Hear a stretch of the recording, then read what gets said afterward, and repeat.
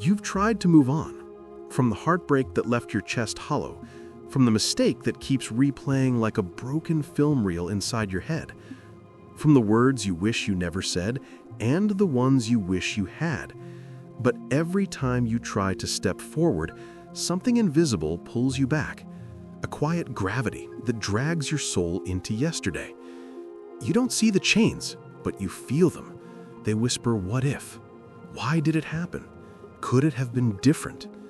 And that whisper, that endless echo of the past, becomes the prison you live in. But what if I told you?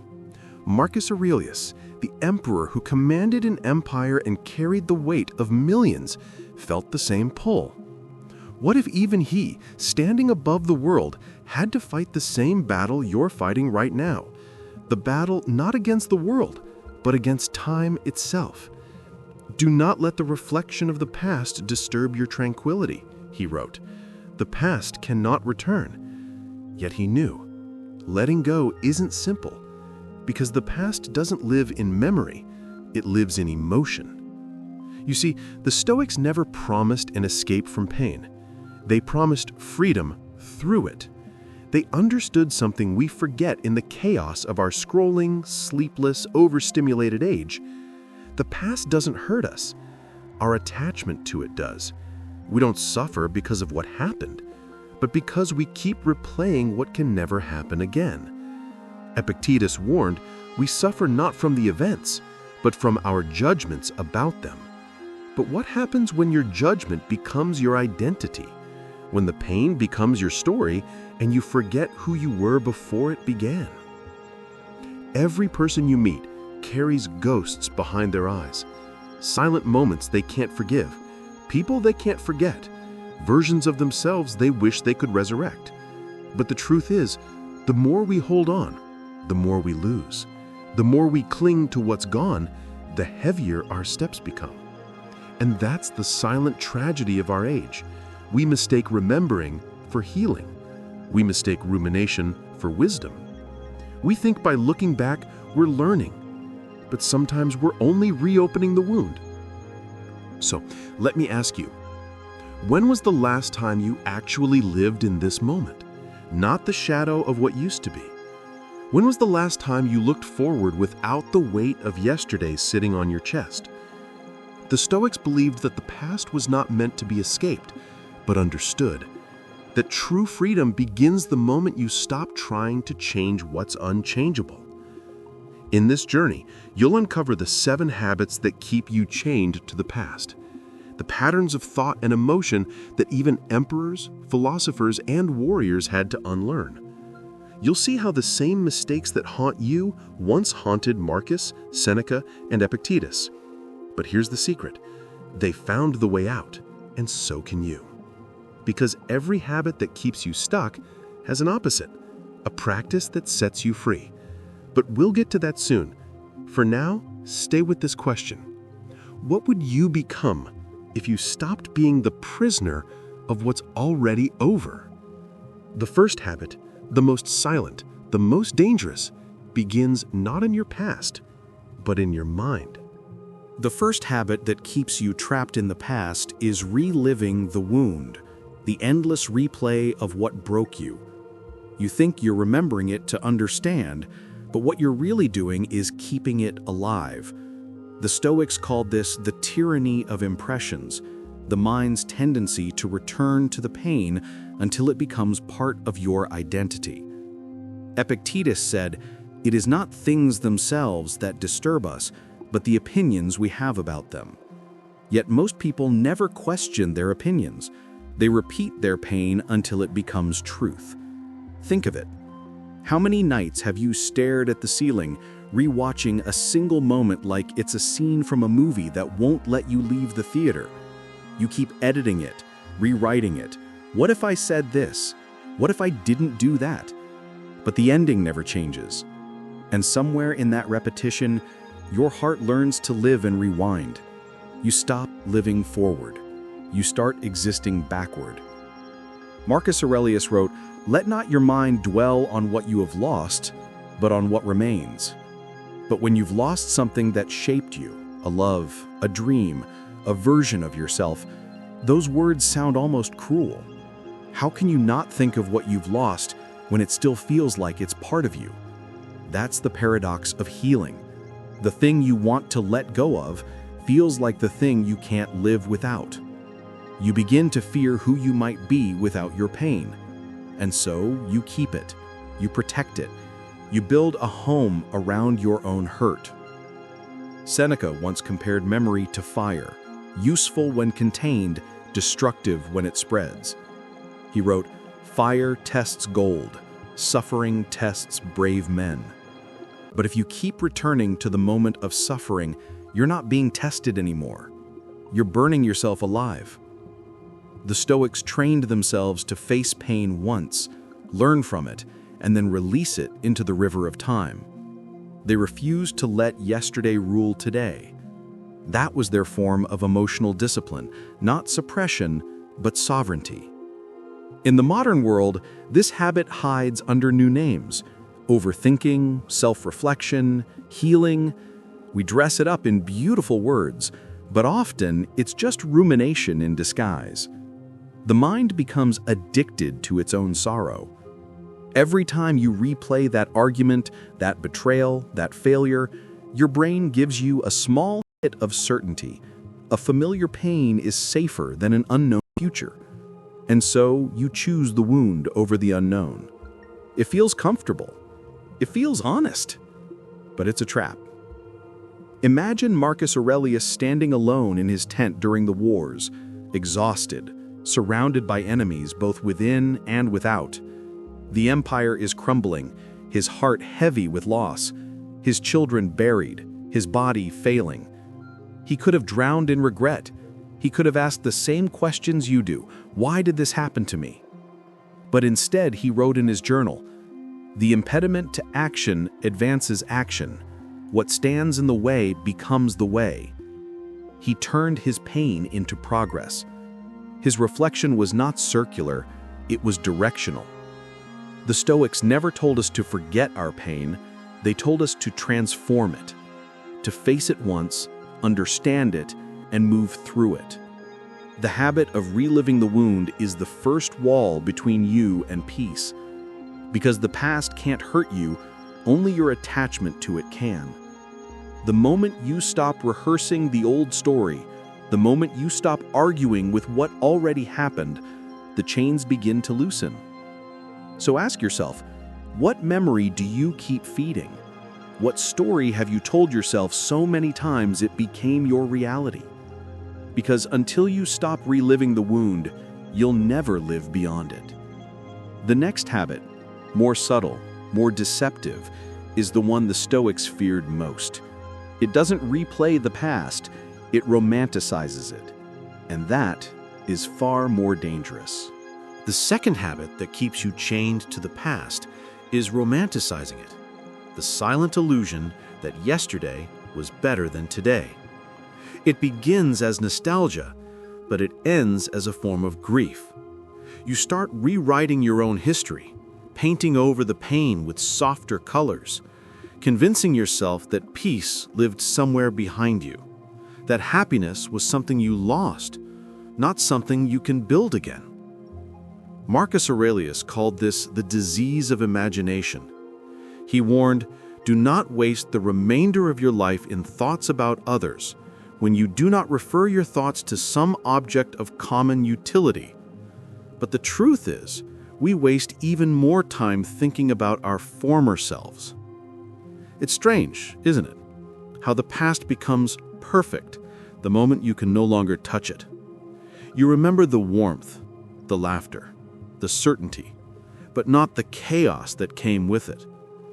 You edit your own memory until it becomes a fantasy, one that makes the present feel empty in comparison.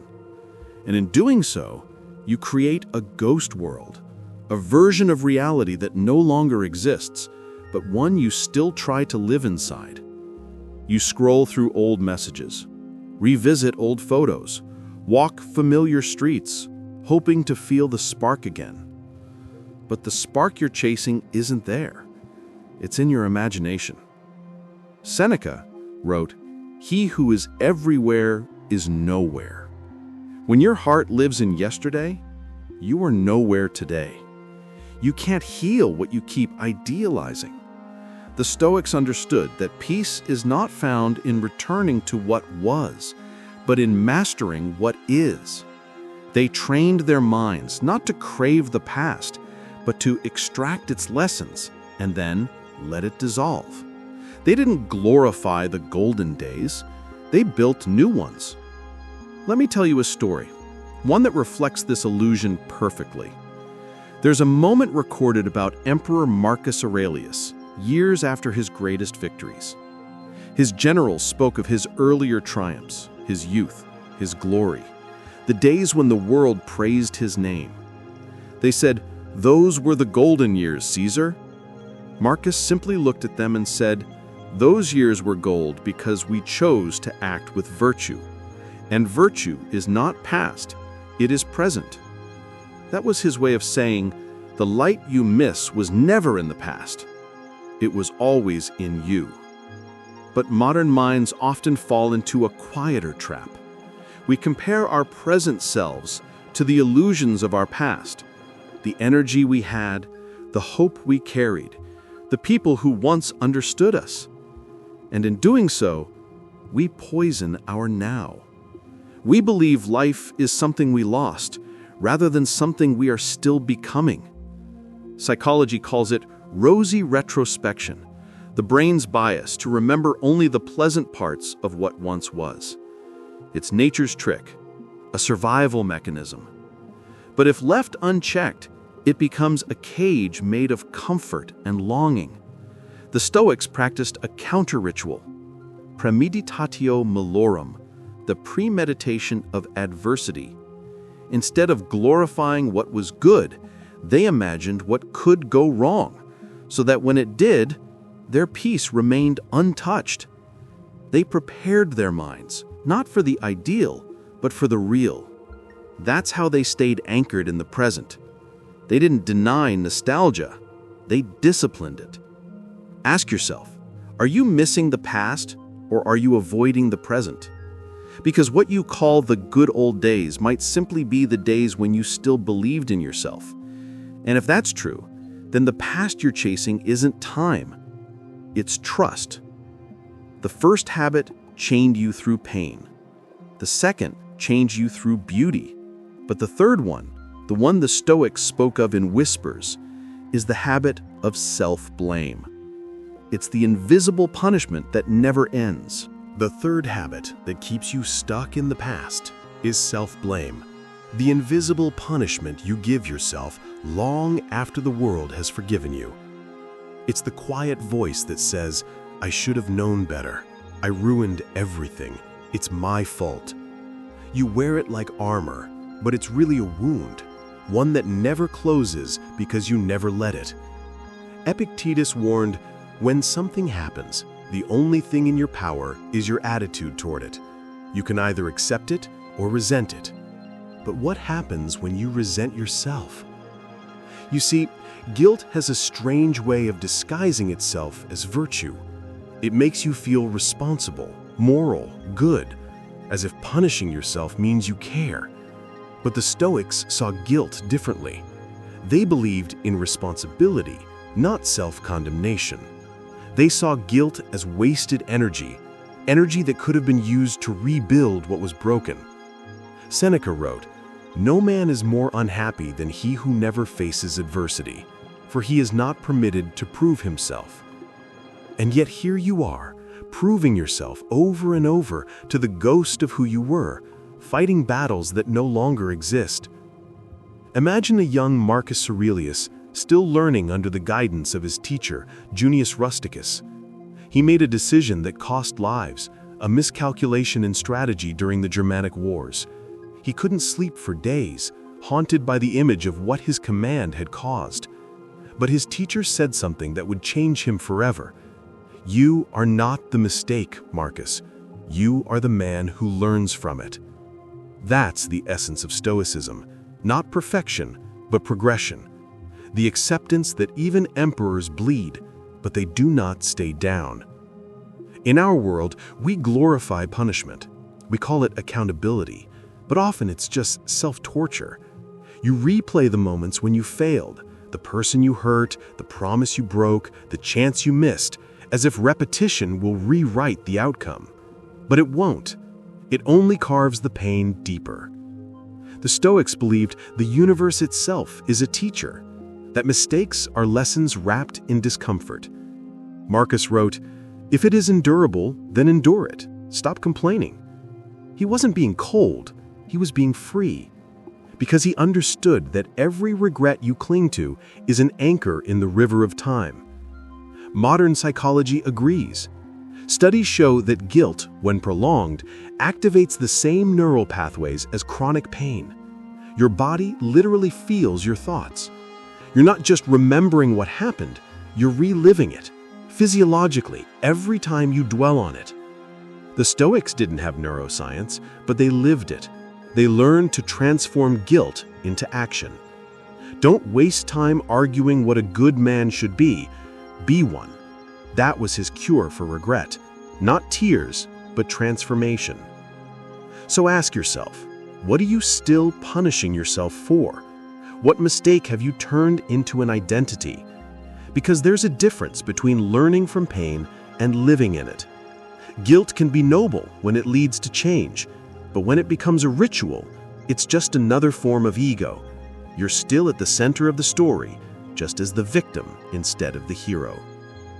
The Stoics believed that fate writes the first line, but character writes the rest. You can't edit the past, but you can redefine what it means. Every regret is raw material for strength if you allow it. The habit of self-blame ends not when you forgive the past, but when you forgive yourself. The first habit was pain. The second, nostalgia. The third, punishment. But the fourth, the one that hides behind comfort, is far more seductive. It doesn't hurt, it soothes you. And that's what makes it so dangerous. The fourth habit that keeps you stuck in the past is escape through comfort. The quiet addiction to distraction that numbs your pain just enough to make it bearable. You tell yourself you're healing, but really you're hiding.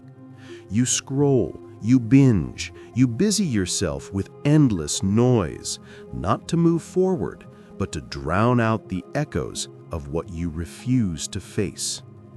Marcus Aurelius once asked himself, "You have power over your mind, not outside events. Realize this, and you will find strength."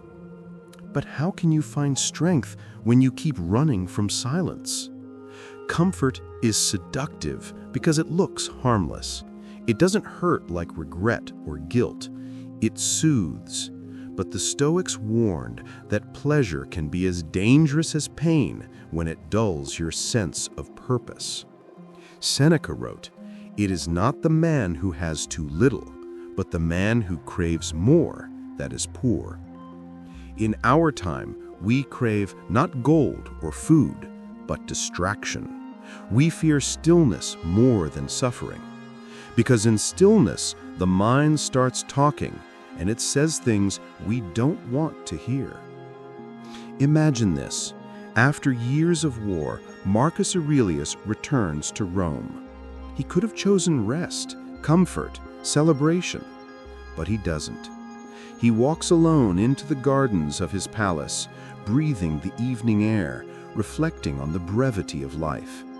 His servants offer wine and entertainment, yet he writes in his journal instead, a single line that reveals everything. To be tranquil is to stand firm in the storm. That's Stoicism in motion. Peace, not pleasure. Awareness, not avoidance. But look at our age, an empire of distractions. We fill every empty moment with screens, noise, and motion. We say we're tired, but we're really unpresent. Our lives have become a performance of productivity, doing everything to avoid feeling anything. And the more we escape into comfort, the smaller our capacity for peace becomes. We confuse calm with numbness, rest with apathy. The Stoics called this pathe, passions that dominate the soul when reason falls asleep. Seneca described a man named Lucilius, who, after losing everything, found refuge not in pleasure, but philosophy. He wrote, "He who suffers before it is necessary suffers more than necessary." Aurelius learned that avoidance multiplies pain. Facing it dissolves it. That's the paradox of comfort. The more you run from discomfort, the more you empower it. You can't escape the past by hiding in pleasure. You can only transcend it by walking through pain consciously. Modern science echoes the same truth. Dopamine, the chemical of reward, spikes not from joy, but from anticipation. Every scroll, every distraction gives a tiny illusion of progress, but in truth, it anchors you deeper in avoidance. The Stoics understood this long before neuroscience existed. They practiced voluntary discomfort, sleeping on hard floors, fasting, exposing themselves to cold, not as punishment, but as preparation. They knew comfort breeds fragility, and fragility binds you to fear. So look at your own life. How many of your habits are built not on growth, but on escape? How many of your comforts are really cages dressed in gold? You say you want peace, but do you truly want to face what peace requires? Stillness? Honesty? The kind of silence that forces you to see who you've become? Comfort isn't evil, but it becomes a trap when it replaces purpose. You can't heal in the same softness that keeps you asleep. As Epictetus said, if you want to improve, be content to be thought foolish and stupid. Meaning, embrace the uncomfortable because it's real. The Stoics didn't run from pain, they befriended it. They didn't escape the past, they faced it, one breath at a time. The first three habits chain you with emotion. The fourth chains you with illusion. And yet there's one even deeper, a habit that doesn't just hold you in the past, but rewrites it every day. The Stoics feared it because it corrupts truth itself. That is the fifth habit, the habit of rewriting the story to protect your ego. The fifth habit that keeps you trapped in the past is rewriting the story, bending the truth of what happened so you can live with it. It's not lying, it's survival. The mind edits pain like a film director, cutting scenes, changing angles, softening the endings, until you no longer see the past as it was, but as you need it to be. The Stoics called this the corruption of perception, when the lens through which you see reality becomes clouded by pride, fear, or guilt. Marcus Aurelius warned, "If you are pained by anything external, it is not this thing that disturbs you, but your judgment about it." But what happens when your judgment itself becomes a story you can't stop telling? Every human being does it. You remember the fight, but not the words that wounded. You remember the betrayal, but not the warning signs. You remember being abandoned, but not how you pushed others away. We rewrite the past because the truth hurts more than the illusion.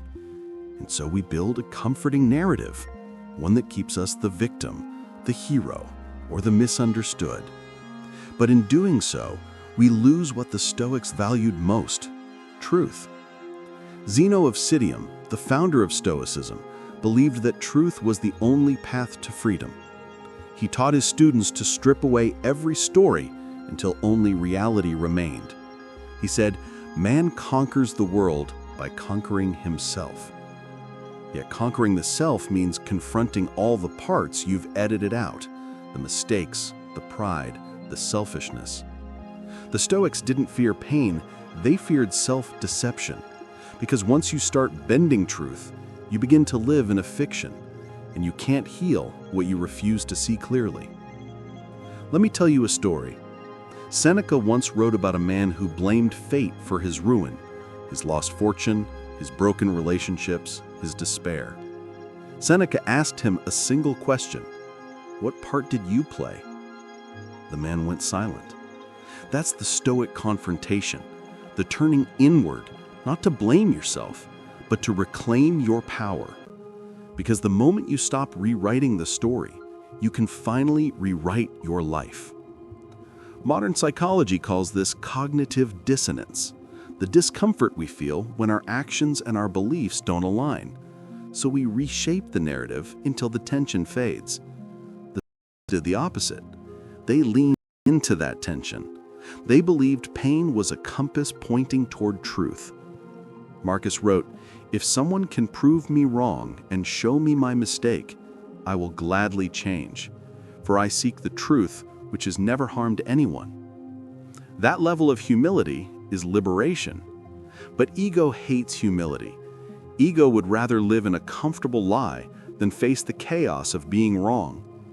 It whispers, "You did your best," when deep down, you know you avoided the hard choice.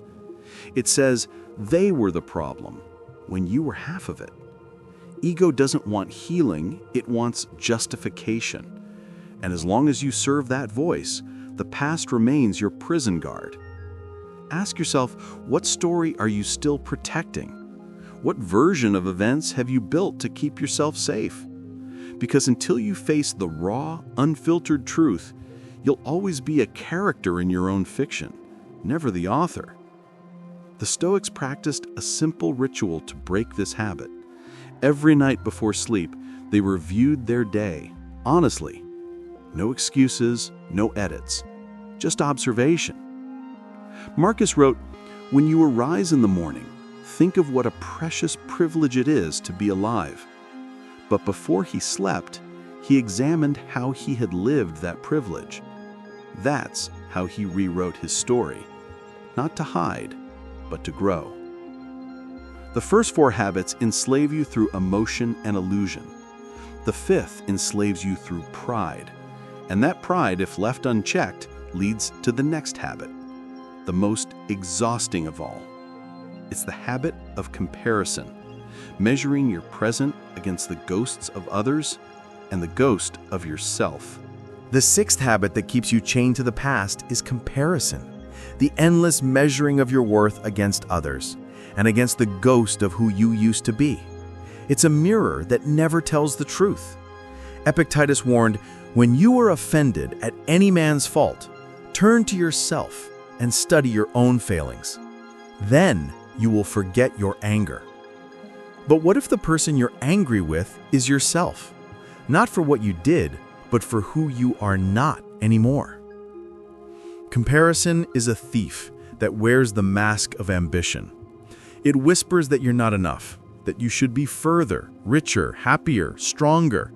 It convinces you that your worth depends on pace, that if someone else is ahead, you must be behind. Marcus Aurelius wrote, "Do not waste what remains of your life in speculation about others, unless it be for some mutual benefit." But we do it anyway. We scroll through lives we'll never live, measuring our reality against someone else's highlight reel, and we forget that peace was never a competition. Imagine Marcus Aurelius walking through the marble halls of Rome, surrounded by senators, soldiers, and scholars, men who envied his crown, his wisdom, his calm. And yet even he wrote, "Do not be Caesar, be a man of the people." The emperor of the world reminding himself not to become consumed by status, that's how powerful this illusion is. Even the most powerful man had to guard himself against envy, because comparison, in its purest form, is ingratitude, disguised as aspiration. Seneca once said, "No man can be happy who looks for what he does not have." But our modern world is built to do just that, to keep us looking. Every ad, every post, every achievement becomes a reminder of what we lack. We compare our chapter 1 to someone's chapter 20, forgetting that our timeline is not theirs. The Stoics saw comparison as the death of presence, because when your eyes are fixed on someone else's journey, you abandon your own.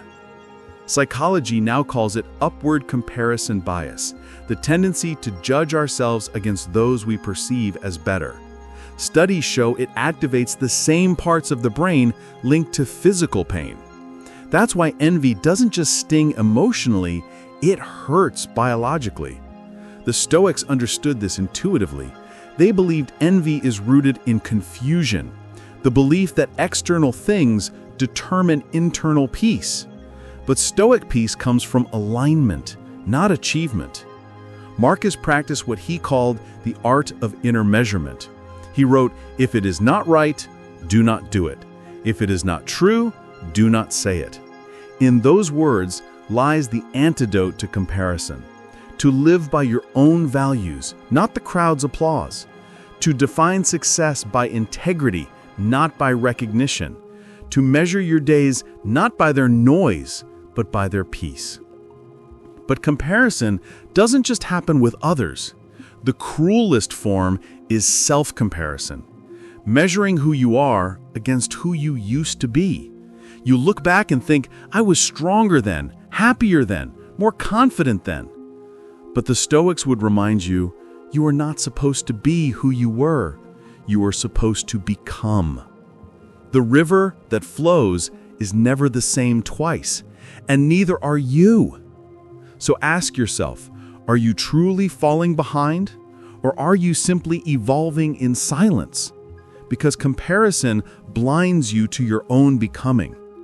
And that blindness, that loss of perspective, leads to the seventh and final habit. A habit so subtle, so insidious, that most people never realize it's the one keeping them trapped forever. It's not pain, it's not guilt, it's not even comparison. It's attachment, the refusal to let go of who you think you are. You faced every shadow up to this point. The clinging to pain, the illusion of control, the fear of letting go, the rewriting of truth, the poison of comparison. Yet beneath them all lies the root that feeds every other habit, a root so deep that even the Stoics struggled to cut it clean. It is attachment, the silent thread that binds you to everything you claim to have moved on from. The mind says, I'm done, but the heart whispers, just one more time. You delete the pictures, but not the feelings. You forgive the person, but still replay the scene. You tell yourself you've grown, yet one memory, one scent, one song, and suddenly the past sits beside you like it never left. That's attachment, the invisible gravity that keeps your soul orbiting what no longer exists. Epictetus taught, do not seek to have events happen as you wish, but wish them to happen as they do. It sounds simple, but it's everything, because attachment is the refusal to accept what is. It's the resistance to reality itself. The Stoics believed that suffering begins the moment you demand the world be different from how it truly is. And every time you cling to a memory, to a title, to a person, you anchor yourself to something the universe has already released. Seneca wrote, "He suffers more than necessary, who suffers before it is necessary." That's the cost of attachment. You suffer twice, once when you lose, and again when you refuse to let the loss end. We all say we want peace, but peace requires surrender, and surrender feels like defeat. That's why we hold on, because letting go feels like dying. But the Stoics saw death differently. To them, letting go wasn't loss, it was alignment. They meditated on impermanence not to feel despair, but to find freedom. Marcus Aurelius would write in his journal, "You could leave life right now. Let that determine what you do and say and think." He wasn't obsessed with death. He was obsessed with truth. And the truth is, everything you cling to will one day be gone. The question is not whether you'll lose it. The question is, will you be free when it's gone? Attachment makes you believe you own things, people, outcomes, even your identity. But the Stoics taught that you own nothing but your mind. Everything else, your body, your reputation, your relationships, are borrowed gifts. To love them deeply is natural. To depend on them is bondage. Imagine holding sand in your palm. Squeeze too tightly, and it slips through your fingers. Hold it gently, and it remains. That's how the Stoics loved, without clinging, without demanding permanence. They called it amor fati, the love of fate. To not just accept what happens, but to embrace it as necessary, even beautiful. Modern psychology mirrors this truth. The more you cling to something, the more the mind amplifies your fear of losing it. It's called loss aversion. You feel the pain of loss twice as intensely as the joy of gain. The Stoics learned to flip that. They practiced losing mentally before life took it physically. They visualized their children dying, their fortunes failing, their health failing, not out of morbid obsession, but out of gratitude. Because once you accept that nothing is yours forever, you finally learn to cherish it fully without fear. So, before we enter the final revelation, pause. Ask yourself, what are you still gripping too tightly? What identity, what story, what dream still defines you, even as life has moved on? Because attachment doesn't always look like holding on to someone else. Sometimes it's holding on to who you used to be. And that is where the seventh and final habit lives. Not in your memories, not in your mistakes, but in yourself. The version of you that refuses to die, even though your soul is ready to evolve. In the next moment, in the next breath, we will confront it. The habit that keeps you, long after you've outgrown the person you were meant to be. The final habit is not about holding on to someone else. It's about holding on to yourself. The version of you that once felt safe, certain, admired. The version that fit neatly into a story you've outgrown. The seventh habit is the attachment to identity.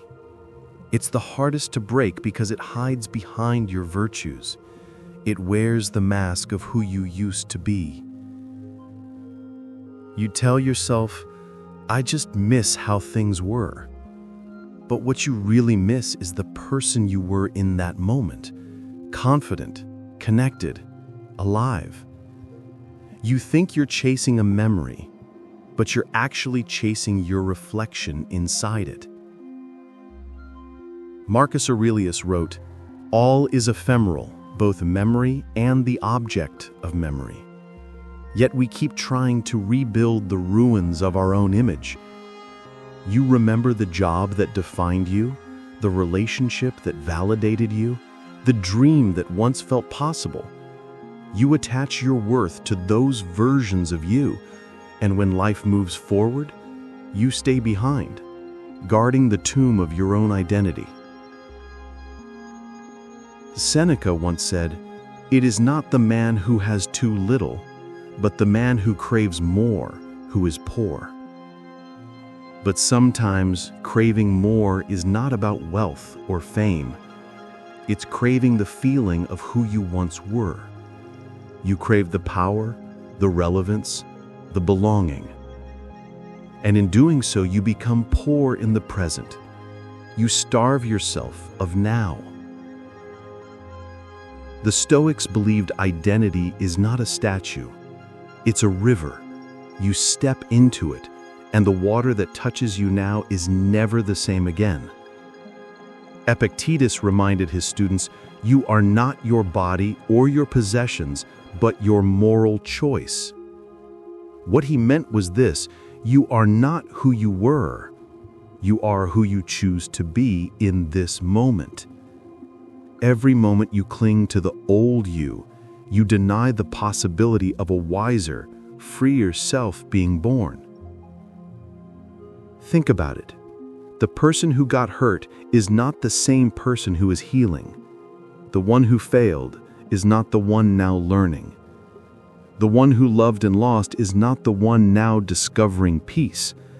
Yet your mind ties them together saying, "This is who I am." But that's the illusion. That's the habit.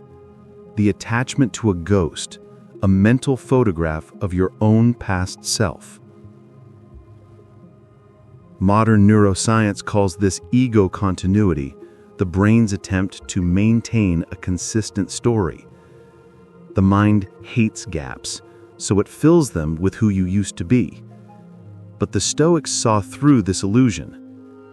They called it the false self, the identity shaped by external things, fame, status, pain, even memories. Zeno of Citium, the founder of Stoicism, taught that the path to freedom begins when you stop identifying with the things that can be taken from you. Who are you without the story of your past? Without the labels, the titles, the scars? When everything you cling to falls away, what remains? The Stoics had one answer: virtue. Not reputation, not memory, but character. The part of you that acts rightly, even when no one remembers your name. Marcus Aurelius wrote late in life, "Discard your misperceptions. Stop being jerked like a puppet. Limit yourself to the present." He wasn't lecturing others, he was reminding himself. The emperor, the philosopher, the man who had seen death, war, betrayal, and loneliness, that freedom was not about conquering Rome, but about conquering the self that refused to change. The truth is, you cannot become who you were meant to be until you let die who you were taught to be. The Stoics understood that rebirth is not a poetic idea, it's a discipline. It's choosing to be new, even when your past screams for your attention.